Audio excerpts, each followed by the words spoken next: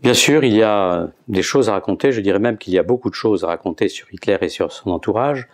même si la production absolument pléthorique qu'il y a eu sur ces sujets, j'allais dire dans quasiment toutes les langues, plaiderait dans le sens contraire.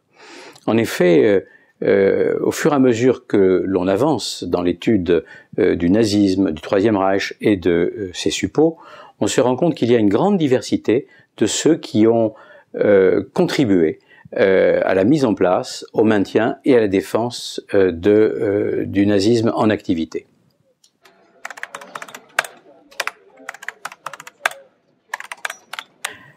Eva Braun, on pourrait penser que c'est un phénomène un petit peu anecdotique, la maîtresse du Führer, qu'elle est totalement effacée et que donc elle n'a aucun intérêt. En réalité, elle a un intérêt probablement en partie parce qu'il faudrait analyser, et c'est ce que fait le livre,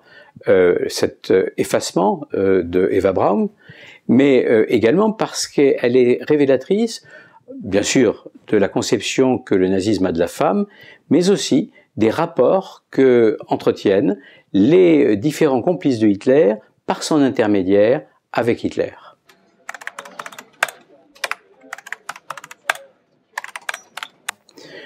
On ne peut pas trancher aussi facilement pour savoir s'il s'agit simplement de fidélité ou s'il s'agit d'aveuglement. Là aussi, Eva Braun est représentative de la société allemande dans son ensemble, peut-être pas de ceux qui ont compris très vite, mais en tout cas de la société allemande qui se défend encore face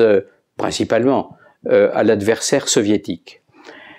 Parce que d'un côté, il y a à l'évidence pour certains de l'aveuglement, qui croient jusqu'au dernier moment que le Reich va résister et que tant qu'Hitler est là, ils vont pouvoir se battre. Et puis, il y a aussi de la fidélité à une idéologie qui, pendant un certain nombre d'années, a permis à l'Allemagne de s'unifier, de combattre le monde entier et pendant très longtemps de gagner. Autrement dit, Eva Braun donc est révélatrice par son attitude de ce qu'a été fondamentalement le peuple allemand, un peuple qui est aveugle politiquement, évidemment, quant à ce qu'est véritablement le nazisme dans sa majorité, aveugle quant à ses conséquences et quant à l'avenir le plus court, à la fin de la guerre, mais